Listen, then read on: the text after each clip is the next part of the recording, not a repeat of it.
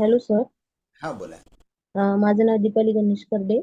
गाव कोठारी, तालुका मंगरुळपीर आणि जिल्हा वाशिम. बर. आपल्या गटामध्ये सध्या किती सदस्य झाले? सध्या 11+1 आहे. बर. म्हणजे गट परिपूर्ण झाला हं. तुमचा. तुमच्या गटानं हो आतापर्यंत सर. किती मार्क मिळवले?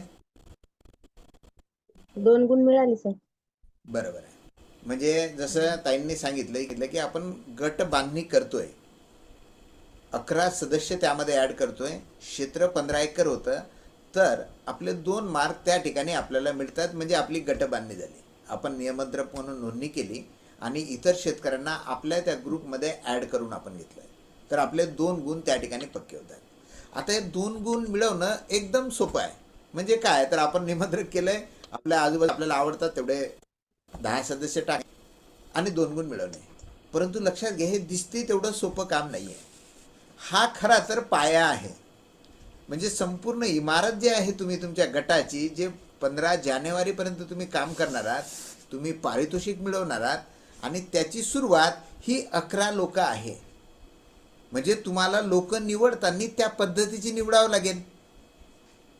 बऱ्याच वेळा आपण असं बघतो की एखादा व्यक्ती हुशार आहे आणि म्हणून तो निवडायचा, आपल्याला तो मदत करेल, कदाचित आपली अशी अपेक्षा राहू शकते. किंवा आणखीन वेगवेगळ्या पद्धतीनं माझ्या तो जवळचा आहे म्हणून घेणार, किंवा तो मला आता नाही म्हणतोय किंवा त्याला घेतलं नाही तर राग येईल म्हणून आपण घेणार. सो आपण वेगवेगळ्या पद्धतीनं पुढे जातो. परंतु लक्षात घ्या, ही गट बांधणी सगळ्यात महत्त्वाची आहे. हे गट बांधणी करताना शक्यतोवर काम काय करायचं आहे की तुमच्या शेताच्या आजूबाजूला असलेले शेतकरी जर त्यामध्ये असतील तर हे एकदम सोयीचं होतं. म्हणजे तुम्ही त्यांच्या शेतामध्ये जाता जाता जाऊ शकतात, ते तुमच्या शेतामध्ये येऊ शकतात. म्हणजे जे समोर काही कॉम्पिटिशन असतात, इर्जिक राहते, एकामेकाला मदत करण्याचे फोटो आपण अपलोड करणार त्या ठिकाणी, हे एकदम सोयीचं होतं. आणि यामध्ये आपण विशेष वेळ देत आहोत असं पण वाटत नाही आहे. सोबत ही 11 लोक एका जीवाची असली पाहिजे. यांच्याकडे क्षेत्र किती कमी जास्त असेल तरी चालतं. सोबत बऱ्याच जणांना असं वाटतं की हे 11 लोक घ्यायचे म्हणजे 11 शेतकरीच असले पाहिजे, तर असं सुद्धा नाही. म्हणजे काही शेतकरी असे असतात, जसं तुमच्याकडे एखादा मजूर असेल, तो सुद्धा इतरांची भाड्यानं शेती घेतो, 2 एकर 1 एकर, तुमची शेती कदाचित त्याला भाड्यानं दिलेली असेल, तर तो सुद्धा या गटामध्ये राहू शकतो. म्हणजे एका जीवाचे 11 लोक आपल्याला पाहिजे. क्षेत्र कमीत कमी 15 एकर पाहिजे. जास्त क्षेत्र झालं तरी चालेल. तुम्ही जेवढं क्षेत्र मॅनेज करू शकता तुमचा गट, त्याप्रमाणे तुम्ही क्षेत्र ठेवू शकता. किंवा गटाची संख्याही तुम्हाला वाटलं की 11पेक्षा जास्त वाढू शकतो तर ते पण वाढवायची आहे. परंतु हे सगळं क्षेत्र वाढवत असताना आणि गट वाढवत असताना आपल्याला लक्षात ठेवायचं आहे, हे सगळे एक जीवाचे आहेत का नाही, तुम्हाला ऐकणारे आहेत का नाही. नॉलेज कमी जास्त असलं तर चालेल. प्लेयरला हे बोलण्याचं किंवा पुस्तकी नॉलेजची आवश्यकता नसते. पुस्तकी नॉलेज ऐकून कोणीच प्लेयर बनत नाही. म्हणजे आपल्याला लक्षात आलं असेल की बऱ्याच जणांना नॉलेज आहे पोहायचं कसं. म्हणजे पाण्यात गेल्यानंतर कोणाला विचारलं की बा पोहतात कसं, तर प्रत्येकजण सांगेल असे असे हात हलवा, पाय हलवा आणि पोहता येते. आणि मग हे नॉलेज आलं म्हणजे त्या व्यक्तीला पोहता येते का, तर नाही. पोहण्याचं नॉलेज, खरं नॉलेज म्हणजे काय, तर त्याला पोहता येणे, फक्त डोक्यातलं नॉलेज नाही आहे. त्यामुळे शेती करत असताना किंवा हा गट बांधणी करत असताना आपल्याला लक्षात घ्यायचं आहे, त्याच्या डोक्यातल्या नॉलेजशी आपल्याला काही देणं घेणं नाही आहे. ते नॉलेज त्याचं कमी जास्त असू शकतं. त्याला खरी शेती करता येते का, तो चांगलं उत्पादन घेतो का, तो स्वतः शेतात राबतो का, हे पण सगळ्यात महत्त्वाचं आहे. म्हणजे जर असा एखादा तुमच्या गटातील शेतकरी असेल जो स्वतः शेतामध्ये राबत नाही, शहरामध्ये राहतोय, शहरामधून येऊन शेती करतोय, स्वतः शेतामध्ये काम करत नाही, तर मात्र तो माणूस तुमच्या गटाला कमजोर करू शकतो. जेव्हा इर्जिकची वेळ येणार आहे, एकामेकाला मदत करण्याची वेळ येणार आहे, तो कमजोर पडणार. परंतु जर तो गावातला आहे, त्याला बोलता येत नाही पण त्याला त्याच्या शेतामध्ये काम करता येते, असा शेतकरी असेल तर तो आपल्यासाठी खूप महत्त्वाचा. त्यामुळे गट बांधणी करताना आपल्या जवळचा शेतकरी, आपल्याला ऐकणारा शेतकरी, आपल्याला भूमिहीन शेतकरी असला तरी चालेल, तो दुसऱ्याची बटीनं किंवा भाड्यानं घेऊन शेती करतो तो चालेल. शक्यतोवर आपल्या शिवारातला शेतकरी, म्हणजे तुमचं ज्या शिवारात शेत आहे, ज्या भागात शेत आहे, त्या भागातले 11 जण असले तर अधिक चांगलं. तर अशा प्रकारे आपल्याला गट बांधणी करायची आहे. आता कदाचित असं होऊ शकतं की आपण काही 11 लोक निवडले आणि त्यातला एखादा वाटतोय आपल्याला की अरे हा माझ्या गटामध्ये नको असायला पाहिजे होता, किंवा दुसरा अमुक एखादा व्यक्ती माझ्या गटामध्ये असायला पाहिजे. तर हे आपल्याला बदलता येते. आपण 31 मे 2026 पूर्वी आपल्या गटामध्ये काहीही फेरबदल करू शकता. 31 मेला मात्र जो काही आपला गट राहणार आहे तो लॉक होणार. त्यानंतर मात्र आपल्याला बदल करता येणार नाही. तर त्या दृष्टीनं आपल्याला आतापासून सुरुवात करायची आहे, म्हणजे पुढचे कामं करायला सोपं होईल. दीपालीताईंनी सांगितलं त्याप्रमाणे आपल्याला 2 गुण आपल्याला त्या ॲपवर मिळालेले दिसतात. त्यानंतरचा पुढचा मुद्दा आहे व्हॉट्सॲपचा ग्रुप क्रिएट करायचा आहे. तुम्ही एक व्हॉट्सॲप ग्रुप क्रिएट करताय तुमच्या 11 लोकांचा आणि त्याचा स्क्रीनशॉट काढताय आणि तो स्क्रीनशॉट ॲपद्वारा, त्या स्मार्ट शेती ॲपद्वारा अपलोड करता. त्याचा आपल्याला 1 गुण मिळतो. त्यानंतर सगळ्या शेतकऱ्यांची मागच्या वर्षाची माहिती भरायची आहे. म्हणजे जे पीक तुम्ही निवडलं, जसं सोयाबीन आणि तूर तुम्ही घेतलं असेल तर मग सोयाबीन पीक त्याला मागच्या वर्षी किती उत्पादन आलं तर तुम्हाला अंदाजे ॲव्हरेज माहीत असते. त्याचा 7 आला, याचा 8 आला, तर ते मागच्या वर्षीचं उत्पादन एकरी क्विंटलमध्ये टाकायचं आहे. त्याचप्रमाणे त्यामध्ये जर त्यानं तूर घेतली असेल तर तुरीच्या आंतरपिकाचं त्याला किती उत्पादन आलं ते पण त्यामध्ये टाकायचं आहे. एवढं केलं तर आपल्याला दिसेल की 1 मार्क त्याचा पण 1 मिळतो आपल्याला. सगळ्यांनी हे गोष्टी केल्या तर गटाचे 4 मार्क आपल्याला मिळतात. म्हणजे ही झाली गटाची पूर्वतयारी. ही तयारी 31 मे 2026 पूर्वी पूर्ण होणं आवश्यक आहे. आपली जर गट बांधणी 31 मे पर्यंत झाली नाही तर मात्र गट पुढे जात नाही. आता एवढं जर समजलं तर मग आपल्याला टप्प्याटप्प्यानं आपण पुढे जाणार आहोत. सध्या आपल्याला आजच्या मीटिंगमध्ये एवढंच समजून घ्यायचं आहे की हे 4 मार्क प्रथम आपल्याला मिळवायचे आहेत. हे 4 मार्क मिळवण्यापूर्वी मी जशा सांगितलेल्या काही गोष्टी त्यासोबत जी मार्गदर्शक पुस्तिका आहे पाणी फाउंडेशनची, जी मी आपल्या ग्रुपवर पण शेअर करणार, आपल्याला ती वाचून काढायची. म्हणजे पुढचे 50 मार्क मिळवताना, 60 मार्क मिळवताना, 90 मार्क मिळवताना, पुढे ज्या ज्या गोष्टी येणार आहेत त्या गोष्टी करताना आपल्या गटामध्ये कोण कोण प्लेयर असायला पाहिजे.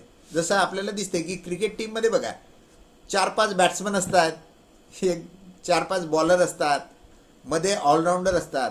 तसेच आपल्या गटामध्ये सुद्धा असले पाहिजे.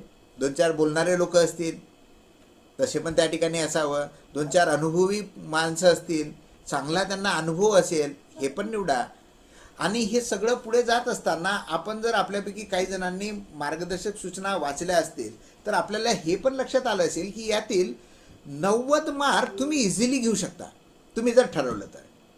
मग असे 90 मार्क घेणारे तर अनेक शेतकरी असतील, अनेक गट असतील महाराष्ट्रातले. मग तुमची खरी परीक्षा ठरते ती 10 गुणांवर. 10 गुण कोणाजवळ आहे तर ती आपले जे परीक्षक आहेत, आपले तपासायला जे येणार आहेत त्यांच्या हातात राहणार आहे. ती उच्चस्तरीय समिती असेल.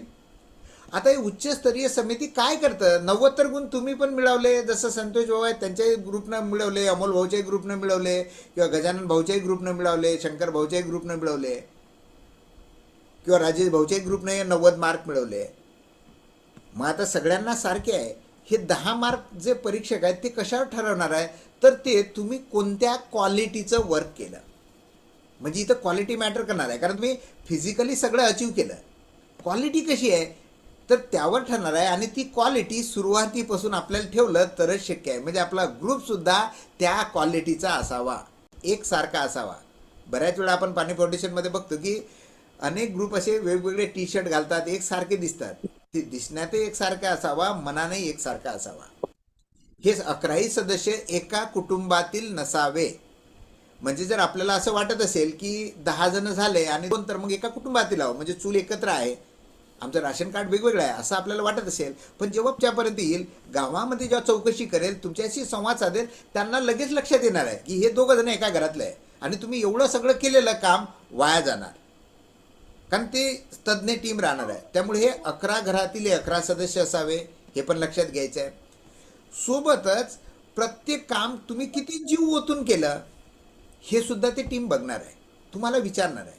आणि मग त्यांना असं दिसलं की अरे हे पूर्णपणे फक्त पैशासाठी खेळत नाही आहेत, हे खरोखर या ठिकाणी उतरले, खरोखर एकामेकाला मदत करतायत, खरोखर हा गट पुढे जातोय, तर त्यानुसार ते 10 पैकी मार्क देतील आणि त्यानुसार आपला गट जिंकेल.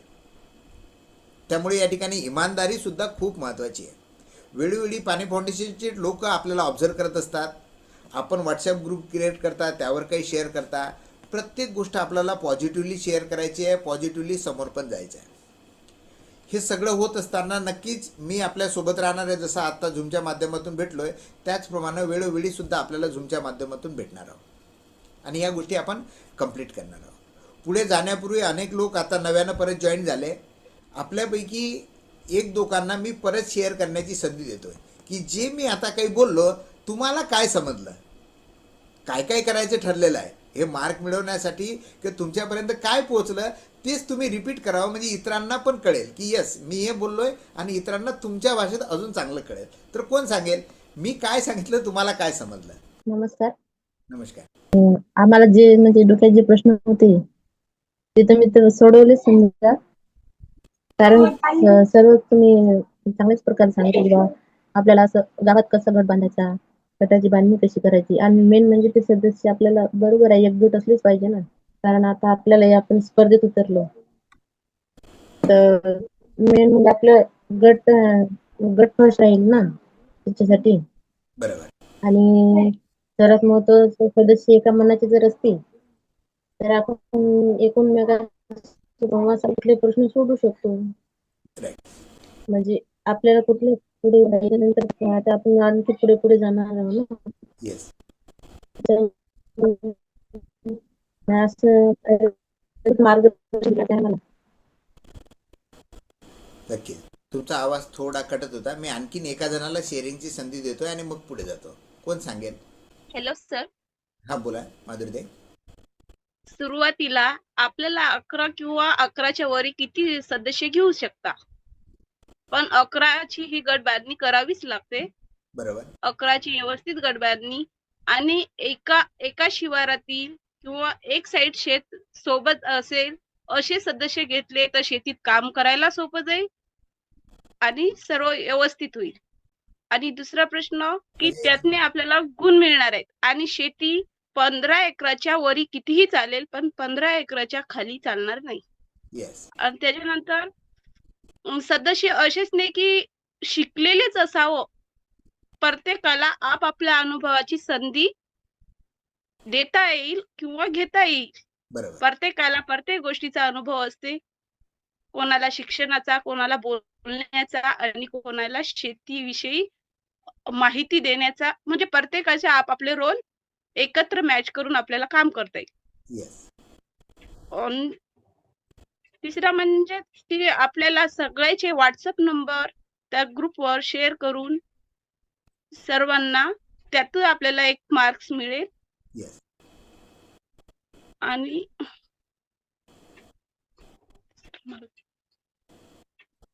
सर थोडेसे कम्प्लीट. आता एक आलं तुम्ही सांगितलं की 4 मार्कापर्यंत आज आपण गेलोय. गट बांधणीचे 2 मार्क आहेत.